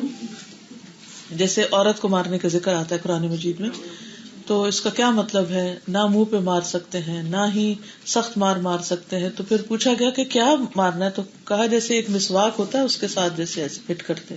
تو بچے جب بات نہیں مانتے کبھی, اور کبھی آپ کو غصہ آتا ہے تو آپ چمڑی تھوڑی ادھیڑ دیتے ہیں, آپ کیا کرتے ہیں؟ اٹھتے ہو کہ نہیں, اٹھو, ایسے جیسے دھپ سے نہیں لگا دیتے. تو اس لیے کہ ہر چیز کا اپنا ایک افیکٹ ہوتا ہے. جب کسی کو زبان سے ایک بات کہتے ہیں اس کا اور افیکٹ ہوتا ہے, کسی کو صرف آنکھ دکھاتے ہیں تو اس کا اور افیکٹ ہوتا ہے, اور کسی کے اگر تھوڑا سا اس کو لگا دیتے ہیں تو وہ اس کی تاثیر بڑھ جاتی ہے. آپ پریکٹیکل ایکٹیویٹی کر کے دیکھ سکتے ہیں. جی ہاں بالکل بالکل, وہ بھی اس میں. تو وہ ساری چیزیں ہیں, لیکن یہ آخری درجہ ہے. اچھا, اس میں بعض اوقات لوگ کہتے ہیں اسلام یہ کہتا ہے کہ مارو بچوں کو یہ کچھ, اور یہاں تو مارنا منع ہے. مارنا منع ہونے کے باوجود عورتوں کی پٹائی کیوں اتنی ہوتی ہے, اور کیوں گھروں میں حتیٰ کہ مرد بھی پٹ رہے ہیں. طرح طرح کے واقعات آپ سنتے ہوں گے. تو کہنے کی باتیں اور ہوتی ہیں لیکن پریکٹیکل لائف کچھ اور ہوتی ہے. اسلام بہت پریکٹیکل دین ہے. آج اگر دنیا میں ہم اپنے بچوں کے اوپر اتنا ڈسپلن نہیں کریں گے کہ وہ نماز پڑھیں, تو کل وہ ہمارے دامن پکڑیں گے, کہیں گے آپ نے ہمیں کیوں نہ کہا, آپ مار لیتے ہمیں, یہ مار تو نہ پڑتی. ٹھیک ہے نا. تو اس لیے مارنے سے مراد ان کو کوئی ایسی ضرب لگانا نہیں ہے کہ جس سے کوئی نقصان ہو, یا کچھ ایسی چیز ہے کہ جس سے وہ کام کرنے کے قابل ہو جائے. اور انسان کو بعض اوقات ایک ایکسٹرا پش دینی پڑتی, جیسے کہتے ہیں نا پش کرنا. جب آپ پش کر کے ڈال دیتے ہیں نا اس کو، تو پھر اس کو مزہ آنے لگتا ہے. کئی دفعہ ہوتا ہے پش کر کے آپ کھانا منہ میں ڈالتے ہیں، کوئی کھانے لگتے ہیں. تو اب یہ کوئی ظلم کر رہے ہوتے ہیں آپ کہ آپ پش کر رہے ہیں ان کو کہ کھاؤ، کیونکہ ان کو بعض اوقات نہیں سمجھ آ رہی ہوتی. کیا ہم اتنے بڑے ہو گئے ہمارے ساتھ یہ نہیں ہوتا؟ کوئی پوچھے چائے پینی ہے، نہیں پینی. کھانا کھانا، نہیں کھانا. پھر تھوڑی دیر کہتے بھوک لگی ہے. ہم اتنے بڑے ہو کے بھی حرکتیں کر رہے ہوتے ہیں، لاڈ کر رہے ہوتے ہیں. پلین میں ہم قبلے کا تعین کیسے کریں گے؟ یہ فرض دیکھیے کمپس کے ساتھ ہو جاتا ہے. کئی جہازوں کے اندر ڈائریکشن ہوتی ہے، عملہ بتا دیتا ہے کہ ویسٹ ہم یہاں سے قبلہ کس طرف ہے. اب آئی فون کے اوپر قبلے کا ڈائریکشن موجود ہے. کسی بھی صورت نہیں پتا چل رہا تو اینما تولوا فثم وجہ اللہ. کیونکہ اگر کپڑے دیکھیں، نماز جو ہے نا وہ ایسا فریضہ کہ کسی حال میں معاف نہیں جب تک بندہ ہوش میں. اگر کسی کے پاس کچھ بھی نہیں، تیمم کی مٹی بھی نہیں، کوئی چیز نہیں، تو وہ ایسے بھی پڑھ سکتا. اگر کسی کے پاس جیسے کپڑا ہی نہیں ہے، کسی کے کپڑے ہی چوری ہو گئے، کوئی نہانے کھڑا ہوا تھا، کوئی لے گیا، اب وہ بیٹھا ہوا ہے تو اس کے پاس کچھ نہیں، تو وہ سمٹ کے ادھر ہی اشاروں سے پڑھ لے. یہ نماز ایسا فریضہ ہے کہ جس میں چھوٹے موٹے عذر سے اس کو چھوڑنا نہیں چاہیے. ٹھیک ہے، دعا کرے. سب سے بڑی بات یہ کہ ہمارے ہاتھ میں کچھ نہیں ہے، اللہ تعالیٰ ہی دل کھولتا ہے. رو رو کے اللہ سے دعا کرے، کیونکہ نماز وہ چیز ہے جس کا سب سے پہلے حساب ہوگا، پوچھ ہوگی، تو اس لیے چھوڑنے کی گنجائش نہیں ہے. چلیے آگے چلتے. زکوٰۃ ادا کرنا، کس کو ادا کرنا؟ مستحقین کو. کس کس چیز پہ زکوٰۃ ہے؟ سونا، چاندی، سامان تجارت اور مویشی اور زمین سے جو اناج وغیرہ پیدا ہوتا ہے. ٹھیک ہے، تو جو زکوٰۃ دے رہا ہو اس کی بھی جان مال محفوظ ہے. اور جو زکوٰۃ دینے سے انکار کر دے تو اسلامی حکومت ان کے خلاف ایکشن لے سکتی ہے. جیسے ابو بکر صدیق رضی اللہ تعالیٰ عنہ نے کہا تھا کہ قسم اللہ کی میں ہر اس شخص سے جنگ کروں گا جو زکوٰۃ اور نماز میں فرق کرے گا، یعنی نماز پڑھے لیکن زکوٰۃ نہ دے، کیونکہ زکوٰۃ مال کا حق ہے. خدا کی قسم اگر انہوں نے زکوٰۃ میں 4 مہینے کی بکری دینے کو بھی انکار کیا، جانوروں پہ جو زکوٰۃ ہوتی ہے جسے وہ رسول اللہ صلی اللہ علیہ وسلم کو دیتے تھے، تو میں ان سے لڑوں گا. عمر رضی اللہ تعالیٰ عنہ نے فرمایا کہ اللہ کی قسم یہ بات اس کا نتیجہ تھی کہ اللہ تعالیٰ نے ابو بکر کا سینہ اسلام کے لیے کھول دیا تھا، اور بعد میں اس نتیجے پہ پہنچا کہ ابو بکر حق پر تھے، اور وہیں وہ فتنہ ختم ہو گیا. ورنہ وہ بڑھتا تو آپ دیکھتے ہمارے ایمان کا اور باقی لوگوں کا حال کیا ہوتا. تو کچھ فتنوں کو ختم کرنے کے لیے بھی اسلام نے اجازت دی ہے. ایک طرف خیر خواہی ضروری ہے اور دوسری طرف جو باغی ہیں ان کو پکڑنا بھی ضروری ہے تاکہ کرپشن نہ پھیلے. اور یہ ہر سوسائٹی میں ہوتا ہے اپنے اپنے طریقے پر. اور ہمارا دین تو اللہ کی طرف سے آیا ہے، اس لیے اللہ کے لیے خیر خواہی کا وہ جو پچھلی حدیث گزری اس میں یہ کہ جو کچھ اللہ نے بھیجا اس کے اوپر سچے دل سے ایمان لائے کہ یہی حق ہے. ٹھیک ہے. اور پھر یہ اللہ بحق الاسلام، کہ اسلام کا جو حق ہے، تو اس کے لیے پہلے میں نے آپ کو بتا دیا کہ کن کن وجوہات پر یعنی کہ خون حلال ہوتا ہے، ادروائز نہیں ہوتا. یعنی صرف وہم و گمان کی بنا پر یا کسی کے اوپر بدگمانی کی بنا پر کہ یہ میرا خیال ہے منافق ہو گیا، تو نبی صلی اللہ علیہ وسلم نے منافقوں کے خلاف جنگ نہیں کی. اصل میں یہ حدیث جو ہے لوگوں کے ساتھ یعنی جنگ کا جو اصول اور قاعدہ ہے وہ بیان کرتی ہے کہ کہاں ہو سکتی اور کہاں نہیں ہو سکتی. اور وہ بھی یہ نہیں کہ انڈیویجولز اپنے پاس سے اٹھ کے شروع کر دیں گے، یہ باقاعدہ جو اسلام میں جنگ کے اصول اور قواعد ہیں اس کے مطابق ان سب چیزوں پر عمل کیا جائے گا. تو اب دوبارہ سے تھوڑا سا خلاصہ کر لیتے ہیں حدیث کا. پہلی بات یہ ہے کہ حدیث میں آتا ہے امیر تو مجھے حکم دیا گیا. اس سے یہ بات ثابت ہوتی ہے کہ نبی صلی اللہ علیہ وسلم کو بھی اللہ سبحانہ تعالی کے احکام ماننا ضروری تھے، اور وہ اللہ کے بندے ہیں. اگرچہ آپ نے خود بھی احکام دیے لیکن آپ نے اللہ سبحانہ تعالی کے احکامات قبول کیے اور ان پر عمل کیا. پھر اسی طرح اس انداز میں بات کرنا جائز ہے کہ someone said, this person says, that person said، اور نام نہیں پتا کہ کون کہہ رہا ہے. ویسے تو یہ ہوتا ہے نا کہ ہم کہتے ہیں کہ فلاں نے کہا، اس نے کہا، اس نے، لیکن بعض اوقات آپ کو کہنے والے کا نام یاد نہیں رہتا. تو اگر ہم اس طرح کہتے ہیں کہ کسی نے کہا، میں نے کسی سے سنا، یا اگر کسی بھی نہ کہے ہم کہیں میں نے سنا، اس طرح بات کی اجازت ہے. جیسے یہاں پر کہا گیا امرتو، مجھے حکم دیا گیا، یہ نہیں بتایا کس نے حکم دیا. تو یہ گفتگو کا انداز جو ہے یہ کوئی معیوب نہیں ہے، اس کی اجازت ہے. مثلا اگر کوئی آپ سے یہ کہتا ہے کہ میں نے سنا تھا کہ ایسا نہیں کرتے، تو ضروری نہیں کہ آپ بتائیں کہ کس سے سنا تھا. بعض اوقات نام بتانے میں کیا ہوتا ہے، فساد بھی ہو جاتا ہے کئی دفعہ. تو نام بتائے بغیر بات کی جا سکتی ہے. ٹھیک ہے، یہ بات بھی یہاں سے پتہ چلتی ہے امرتو سے. پھر اسی طرح یہ ہے کہ کسی کی جان لینا حرام ہے، منع ہے، لیکن ضرورت کے تحت واجب ہے. پھر یہ بھی ہے کہ لوگوں کے باطن کا معاملہ اللہ کے سپرد ہے، کسی پہ تہمت نہیں لگانی چاہیے، ظاہر کو دیکھ کے فیصلہ کرنا چاہیے. نبی صلی اللہ علیہ وسلم جب مقدمات کا فیصلہ کرتے تھے نا، تو بعض اوقات کچھ لوگ اپنا معاملہ ایسے بیان کرتے کہ آپ ان کے حق میں فیصلہ کر دیتے جبکہ وہ حق پر نہیں ہوتے تھے. تو رسول اللہ صلی اللہ علیہ وسلم نے فرمایا کہ تم لوگ میرے ہاں اپنے مقدمات لاتے ہو، اور کبھی ایسا ہوتا ہے کہ ایک تم میں دوسرے سے دلیل بیان کرنے میں بڑھ کے ہوتا ہے. کچھ لوگ بڑے ایکسپریسو ہوتے ہیں، بات کو ایسے بیان کرتے ہیں کہ وہ دوسرا مان جاتا ہے اس کو، چاہے وہ غلط ہی کہہ رہا ہو. تو آپ نے فرمایا پھر میں اس کو اگر اس کے بھائی کا حق غلطی سے دے دوں، یعنی فیصلہ اس کے حق میں کر دوں جو زیادہ چرب زبان ہے، تو وہ اس کو حلال سمجھتے ہوئے نہ لے کہ مجھے تو اللہ کے رسول صلی اللہ علیہ وسلم نے دے دیا ہے. اگر وہ اس طرح لے تو میں اس کو دوزخ کا ایک ٹکڑا دے رہا ہوں. تو اس سے کیا بات پتہ چلتی ہے کہ جج جو ہوگا وہ ظاہر کو دیکھ کے فیصلہ کرے گا، چاہے وہ فیصلہ غلط ہی کیوں نہ ہو. پھر اس کی پکڑ نہیں، وہ جو بھی اس میں سے ذمہ دار ہوگا، گواہی دینے والا، لینے والا وغیرہ وغیرہ، وہ اس کے مطابق ہی ہر ایک اپنے کیے کا خود پائے گا. پھر ہم نے یہ پڑھا کہ توحید کا اس بات اس وقت تک نہیں ہوتا جب تک غیر اللہ کی نفی نہ کی جائے. سورۃ النحل 36 میں آتا ہے وَلَقَدْ بَعَثْنَا فِي كُلِّ أُمَّةٍ رَسُولًا أَنِ اعْبُدُوا اللَّهَ وَاجْتَنِبُوا الطَّاغُوتَ. ہم نے ہر امت میں ایک رسول بھیجا جو انہیں یہی کہتا تھا کہ لوگوں اللہ کی عبادت کرو اور طاغوت سے بچو، یعنی شیطان کی عبادت نہ کرو، بتوں کی عبادت نہ کرو. پھر یہ کہ لا الہ الا اللہ پڑھنا صرف کافی نہیں بلکہ محمد الرسول اللہ کہنا ضروری ہے. پھر نماز قائم کرنا فرض ہے، زکوٰۃ دینا فرض ہے، اور دینے کے لیے کس کس کو دی جا سکتی ہے تھوڑی سی بات میں اس پہ کر دوں گی ابھی. قرآن مجید میں آتا ہے انما الصدقات للفقراء، زکوٰۃ کس کے لیے ہوتی ہے؟ فقراء کے لیے. فقیر کون ہوتا ہے؟ جس کے پاس کچھ بھی نہ ہو، بالکل ہی خالی ہاتھ. والمساکین، اور مسکینوں کے لیے. مسکین کون ہوتا ہے؟ جس کے پاس ہو تو صحیح کچھ مگر پورا نہ پڑتا ہو. ٹھیک ہے.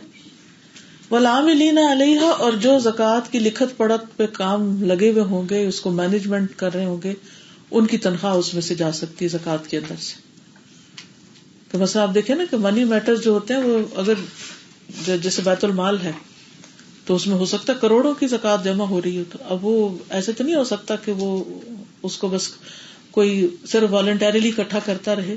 بعض اوقات سارا سارا دن اس کام میں لگ سکتا ہے، تو پھر وہ اس شخص کی تو کوئی جاب نہیں ہوگی، کہیں کام نہیں کر سکے گا، تو اس کی تنخواہ زکوٰۃ کے مال میں سے دی جا سکتی. والمؤلفۃ قلوبہم، اور تالیف قلوب کے لیے، جن کے دلوں میں الفت ڈالنی مقصود ہے، یعنی جو لوگ مسلمان ہونے کے قریب ہیں اگر وہ ضرورت مند ہیں یا ان کا دل جیتنے کے لیے ان کو کچھ دے دلا دیا جائے تو وہ اسلام میں داخل ہو جائے، ایسے لوگوں پر بھی زکوٰۃ کا مال خرچ کیا جا سکتا ہے. پھر گردنیں چھڑانے میں، یعنی غلام ہے اگر تو ان کی آزادی کے لیے. اور تاوان بھرنے میں. تاوان بھرنے کا مطلب یہ ہے کہ اگر کسی کے اوپر مثلاً قرضہ ہے ایسا، یا وہ قرضہ اس کی اپنی ذاتی کسی وجہ سے نہیں، اس نے کسی کی گارنٹی دی، مثلاً بینک لون یا کسی بھی جگہ پہ، اول تو کسی غلط چیز میں تو نہیں دینی چاہیے، لیکن بعض اوقات کوئی قرضہ کسی کو لین دین ہوتا ہے نا، تو ایک گارنٹر ہوتا ہے. اب کسی نے گارنٹی دی، اس کا مطلب کیا ہے کہ جو میری سفارش کی وجہ سے قرضہ لے رہا ہے اگر اس نے نہ دیا تو میں دوں گا.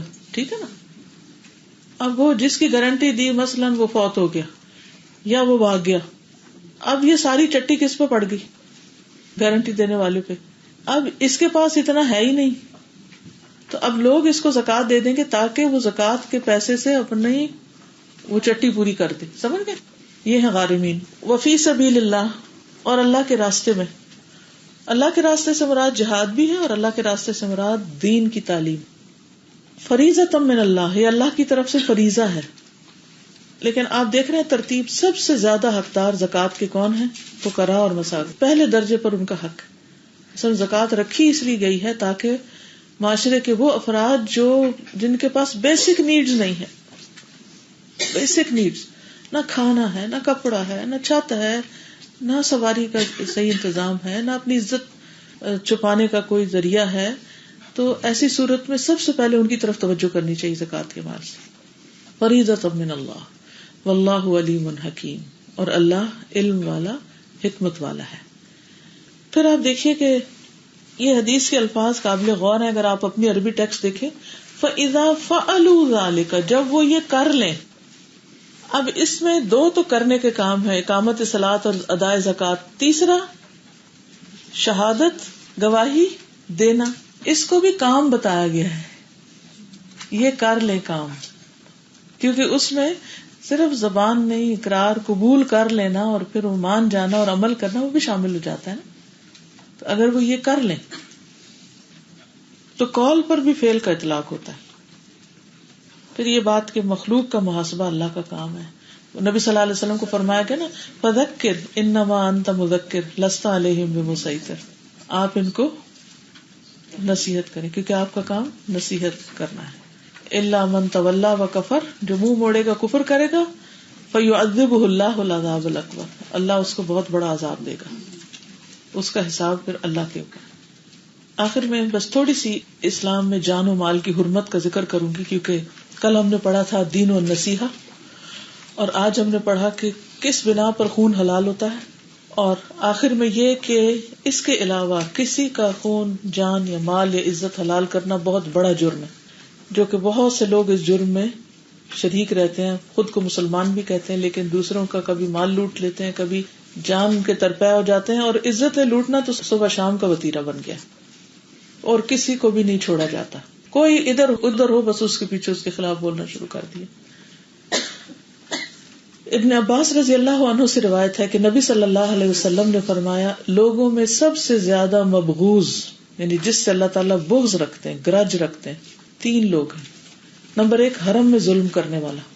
حرم کا کیا مطلب ہے؟ مسجد حرام یا مسجد نبی، اس میں کوئی کسی پہ ظلم کرے، زیادتی کرے. نمبر 2 اسلام میں جاہلیت کا طریقہ تلاش کرنے والے، یعنی مسلمان ہوتے ہوئے جاہلی طریقوں پر عمل کرے، انسان دور جاہلیت جیسے کام کرے. اور نمبر 3 کسی شخص کا خون ناحق طلب کرنے والا تاکہ اس کا خون بہائے. کسی شخص کا خون ناحق طلب کرنے والا یعنی بغیر کسی وجہ کے کوئی کسی کے قتل کے پیچھے پڑ جائے، کسی کو مارنا چاہے. یہ شخص اللہ کو سخت ناپسند ہے. بعض اوقات لوگ دھمکیاں دیتے ہیں نا، تمہاری جان لے لوں گا، تمہاری مار ڈالوں گا، ختم کر دوں گا، وغیرہ وغیرہ.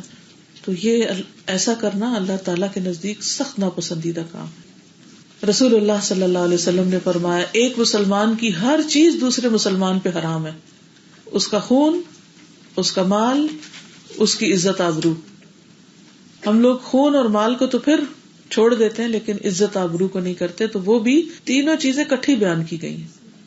صحیح بخاری کی روایت ہے، ابن عمر کہتے ہیں کہ نبی صلی اللہ علیہ وسلم نے منا میں صحابہ سے مخاطب ہو کے فرمایا، تم جانتے ہو یہ کون سا دن ہے؟ سوال کیوں کرتے تھے آپ؟ تاکہ لوگ توجہ کریں. انہوں نے کہا اللہ اور اس کا رسول بہتر جانتے ہیں. آپ نے فرمایا یہ حرمت والا دن ہے. آپ نے پوچھا کیا تم جانتے ہو یہ کون سا مہینہ ہے؟ انہوں نے کہا اللہ اور اس کا رسول بہتر جانتے ہیں. آپ نے فرمایا حرمت والا مہینہ. پھر آپ نے پوچھا کیا تم جانتے ہو یہ کون سا شہر ہے، سٹی کون سا ہے؟ انہوں نے کہا اللہ اور اس کا رسول بہتر جانتے ہیں. آپ نے فرمایا یہ حرمت والا شہر ہے. پھر فرمایا بے شک اللہ تعالی نے تمہارے خون، تمہارے مال اور تمہاری عزتیں آپس میں تمہارے لیے اس طرح حرام کی ہیں جیسے تمہارے اس دن، اس مہینے اور اس شہر کی حرمت ہے. جب ہم حج کرنے جاتے ہیں تو ان دنوں میں کیا کرتے ہیں؟ ان جگہوں پہ احرام پہنتے ہیں. احرام پہن کے کیا کیا نہیں کرتے؟ ناخن بھی نہیں کاٹتے، بال بھی نہیں توڑتے، کنگھی نہیں کرتے اس ڈر سے کہ بال نہ ٹوٹ جائے. اتنے محتاط، کچھ ہو نہ جائے، اتنے کانشیس اور الرٹ. اور کیا کرتے ہیں؟ خوشبو نہیں لگاتے. پھر گھاس نہیں توڑتے، کسی جانور کو نہیں بگاتے، کسی کے ساتھ کوئی زیادتی نہیں کرتے، آرام سے رہتے ہیں۔ اس دن کی حرمت ہوتی ہے، اس جگہ کی ہوتی ہے، اس مہینے کی ہوتی ہے۔ تو آپ نے فرمایا مومن کا جان، مال، عزت اسی دن، مہینے اور اس جگہ کی طرح محترم ہے۔ جس طرح ان جگہوں کی رسپیکٹ کرتے ہو، ایسے انسان بھی رسپیکٹ کے قابل ہے۔ اتنا ہی کانشیس رہو۔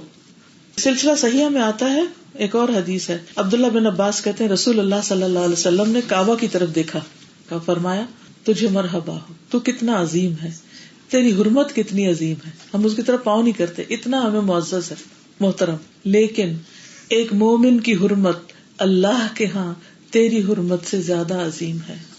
مومن کعبے سے زیادہ حرمت والا ہے۔ اللہ نے تیری ایک چیز حرام کی اور مومن کی 3 چیزیں حرام کی ہیں۔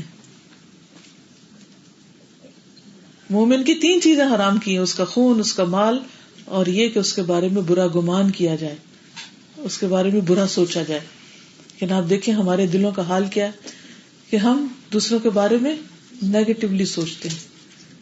پازیٹیو بعد میں سوچیں گے جب وہ ثابت کر دے گا، لیکن اس سے پہلے ہم اس کے بارے میں سنی سنائی باتوں پہ بعض اوقات نیگیٹولی سوچ رہے ہوتے ہیں۔ اس سے کیا ہوتا ہے کہ ہماری خوشیاں ختم ہو کے رہ گئی ہیں۔ جب ہمارے کے اوپر شک شروع کر دیتے ہیں نا، اچھا اس نے یہ کہا، اس کا یہ مطلب ہوگا، یہ ادھر جا رہا ہے، اچھا اس لیے کیا، وہ اس سے مل رہا ہے، یہ کیا بات کر رہے ہیں، ذرا پاس جا کے دیکھو۔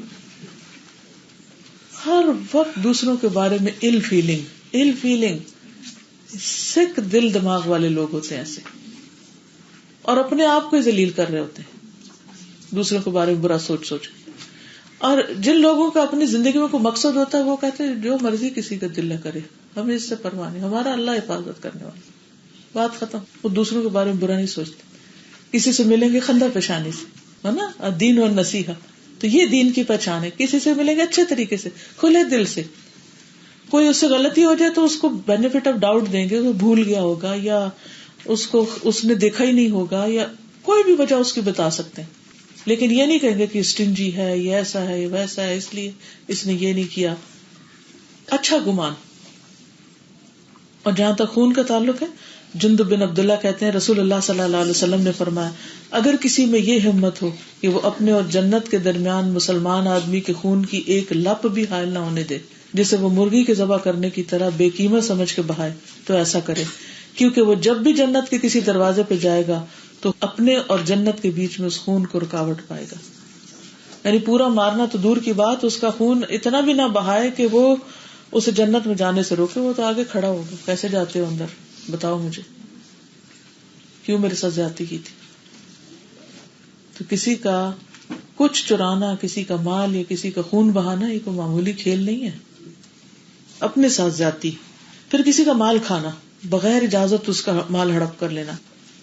رسول اللہ صلی اللہ علیہ وسلم نے فرمایا کسی شخص کے لیے اپنے کسی بھائی کا مال لینا جائز نہیں، کیونکہ اللہ نے ایک مسلمان پہ دوسرے مسلمان کا مال حرام کر دیا۔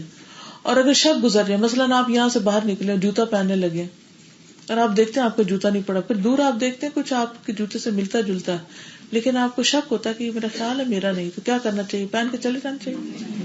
نہیں، شک والی چیز چھوڑ دینی چاہیے۔ نہیں ہو سکتا ہے کوئی غلطی سے میرا چینج کر کے چلا گیا اور وہ واپس آئے گا، اپنا پہنے گا اور میرا چھوڑے گا، اور اگر نہ چھوڑے تو وہ آپ کے کام کا نہیں ہو، تو کسی کا تھا، وہ آپ کو تو پنچ ہی کرے گا۔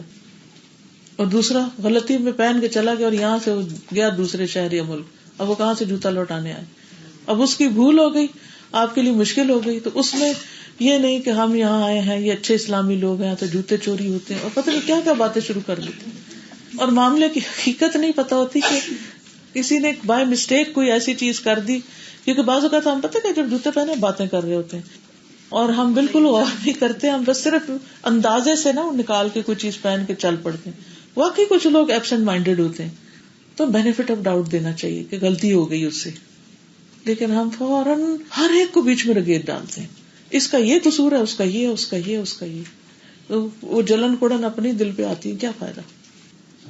جو نقصان ہونا تھا وہ تو ہو ہی گیا۔ اب مال کا ہوا، ساتھ جان کا بھی کر رہے ہیں اور دین کا بھی کر رہے ہیں، تو یہاں سے ایک ایک نقصان جو ہے نا باقی نقصان کو ساتھ لپیٹ لیتا ہے۔ مستورد سے روایت ہے، نبی صلی اللہ علیہ وسلم نے فرمایا جس نے کسی مسلمان کا ناحق ایک لقمہ بھی کھایا ناحق، تو اللہ تعالیٰ اسے اتنا ہی جہنم کا کھانا کھلائیں گے. جس نے کسی مسلمان کا ناحق کپڑا پہنا چوری کر کے یا کسی بھی طرح، یا جیسے درزیوں کو عام طور پہ دیتے ہیں نا تو وہ کاٹ کے ٹکڑے رکھ لیتے ہیں اور پھر اس کے اور ریڈی میڈ بنا کے کسی اور کو پہناتے ہیں، تو یہ بھی ظلم ہے. تو جس نے کسی مسلمان کا ناحق کپڑا پہنا تو اللہ تعالیٰ اسے اسی کے بقدر جہنم کا کپڑا پہنائیں گے. اور جو کوئی کسی مسلمان کے ساتھ دکھلاوے والی جگہ پہ کھڑا ہوگا، یعنی اپنے آپ کو شو آف کرے، تو اللہ تعالیٰ قیامت کے دن اسے دکھلاوے کے مقام پہ کھڑا کرے گا. رسول اللہ صلی اللہ علیہ وسلم نے فرمایا مسلمان وہ ہوتا ہے جس کی زبان اور ہاتھ سے دوسرے مسلمان محفوظ رہیں. مومن وہ ہوتا ہے جس کی طرف سے لوگوں کو اپنی جان اور مال کا امن ہو. جان اور مال کا امن ہو. مسلم کے ہاتھ اور زبان اور مومن کے جان اور مال، لیول کا فرق دیکھ لیا نا. اگر کوئی کسی کی ناجائز زمین پہ قبضہ کرتا ہے ایک بالشت بھی، تو اس کا کیا سزا ہے؟ قیامت کے دن کیا ہوگا اس کے ساتھ؟ 7 زمینوں کا توق اس کے گلے میں ڈالا جائے گا. ایک چھت سر پہ اٹھانی پڑے تو کیا حال. یہ کہتی ہیں کہ یہاں سینٹر میں ہم بعض اوقات فریج میں لوگ اپنا کھانا لا کے رکھ دیتے ہیں، تو کسی دوسرے کو بھوک لگتی ہے تو وہ جا کے کسی کے بھی ٹفن سے نکال کے کھا لیتا ہے. دیکھیے اگر تو اسپیسیفک کھانا ہے، کسی نے اپنا سیو کرنے کے لیے رکھا ہے تو اجازت نہیں. لیکن اگر یہ ہے کہ جیسے کھانے بچ جاتے ہیں اور وہ رکھ دیتے ہیں تو وہ انڈرسٹوڈ ہے نا کہ وہ تو سب کے لیے جس کو بھی بھوک لگے کھا لے، وہ اجازت عام ہے، تو وہ تو سب کا مشترکہ مال ہے، جس کو بھی بھوک لگے کھا لے. لیکن اگر کسی کے ٹفن پہ لکھ کے رکھا ہوا ہے یہ فلاں کا کھانا ہے، کوئی ہو سکتا ہے ڈائبٹیز ہو، کسی کو کوئی بیماری ہو، وہ بےچارا گھر سے بنا کے اپنے لیے لایا ہو اور دوسرا جا کے کھا لے، تو وہ کیا کرے گا؟ ہو سکتا ہے کہ وہ شوگر کا مریض اس کو وقت پہ کھانا نہ ملے، اس کے ساتھ اور اسٹروک ہوا پڑا اس کو، تو کون اس کا ذمہ دار ہوگا؟ یعنی کہ کئی چیزوں کے بڑے بڑے نقصان بھی ہو جاتے ہیں. تو اس لیے یہ بہت ضروری ہے کہ ہم اس چیز سے بہت محتاط رہیں. اور ایسے گناہ کرنے سے دل پہ سیاہ نقطے لگ جاتے ہیں اور پھر انسان فتنوں میں پڑ جاتا ہے. ابو امامہ کہتے ہیں میں نے رسول اللہ صلی اللہ علیہ وسلم سے سنا، آپ فرما رہے تھے جس شخص نے جھوٹی قسم کے ساتھ کسی مسلمان کا مال حاصل کیا اس کے دل پر ایک سیاہ نقطہ ہوگا جس کو قیامت تک کوئی چیز تبدیل نہیں کر سکتی الا یہ کہ بندہ توبہ کرے اور صدقہ کرے اور اللہ تعالیٰ کے حضور معافی مانگے. اس کی بہنوں، کسی کا خون لینا، کسی کی جان، کسی کا مال، کسی کی عزت، یہ کوئی معمولی چیزیں نہیں ہیں. اور اس کے لیے بڑے قانون اور بہت پورا اسلام کا ایک سسٹم ہے کہ کب کس کی کس وقت جان لی جا سکتی ہے، اور وہ بھی انڈیویجولز کو نہیں اختیار دے دیا گیا، اس کا باقاعدہ پروسیس ہوگا اور وہ حکومت کی سطح پر چیز ہوگی، عوام کی سطح پر نہیں. کل بھی کچھ لوگوں نے اپنی پریشانیوں کا ذکر کیا تھا، مشکلات کا. یہ اس دفعہ ایک کتاب مجھے بہت ہی اچھی لگی تھی تو پاکستان سے بھجوائی گئی تھی یہاں، مشکلات کا مقابلہ. یہ کتاب اویلیبل ہے. اس میں 43 طریقے بتائے گئے کہ کسی بھی مشکل کو کیسے فیس کریں، کیونکہ ہم بعض اوقات مشکلات میں پڑھ کر اپنا دین ایمان کھو بیٹھتے ہیں. تو یہ قرآن و سنت کی روشنی میں اس میں دلائل دیے گئے ہیں اور بہت ہی بہترین کتاب ہے. میں نے اس کو سبق پڑھا ہے، تھوڑا تھوڑا کر کے، تھوڑا تھوڑا. ہر انسان کی زندگی میں کوئی ایسی چیزیں ہوتی ہیں کہ جن کے ساتھ وہ اسٹرگل کر رہا ہوتا ہے، تو پھر اللہ تعالیٰ کی طرف سے رہنمائی اگر مل جائے تو اور کیا چاہیے. یہ اسٹال پر اویلیبل ہوگی جو لوگ لینا چاہیں. حسن اخلاق بھی موجود ہے. جزاکم اللہ خیرا. سبحانک اللہم و بحمدک، اشہد ان لا الہ الا انت، استغفرک و اتوب الیک.